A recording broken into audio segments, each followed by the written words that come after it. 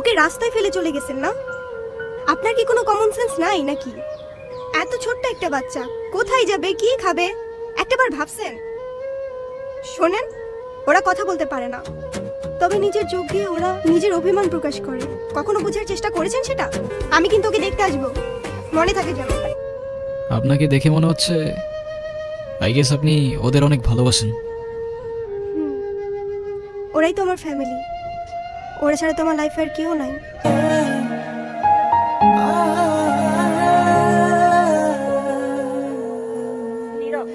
আমি জানি তুমি আমার সাথে কথা বলতে চাও না, আমি কথা বলার মতো সেই মুখটাও রাখিনি, সেটাও আমি জানি। আমি অনেক বড় ভুল করছি নীরব। তুমি আমার সামনে থাকা সত্ত্বেও আমি ভুল মানুষটাকে চুজ করছি। আমি তোমার লাইফে ব্যাক করতে চাই নীরব।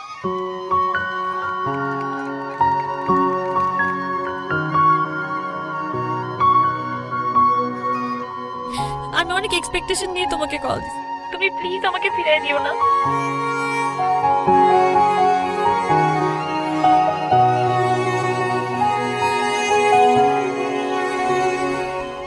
Sorry, wrong number.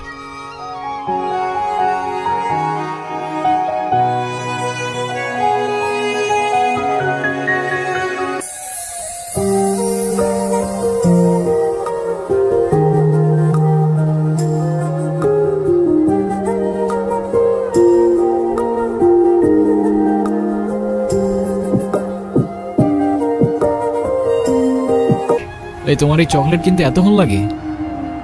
আর মামা কই? আরে খুঁজেই তো পাচ্ছিলাম না, আর মামা তো বাসায় চলে গেছে। উনি কি? আরে হঠাৎ করেই ওর সাথে দেখা, তোমারে বলছিলাম না ওই যে মাইশার কথা। ও ভালোই তো আছো মনে হচ্ছে। ভালো থাকবে না কেন? অবশ্যই ভালো আছে। এই চলো তো। এই ব্যথার শহরের অলিগলির নুড়ি পাথরগুলো যেন আমাদের কষ্টগুলোর এক একটা প্রতিচ্ছবি, আর সেই কষ্টগুলোর মাঝে আমরা আমাদের জীবনের হাল ছেড়ে দিলাম।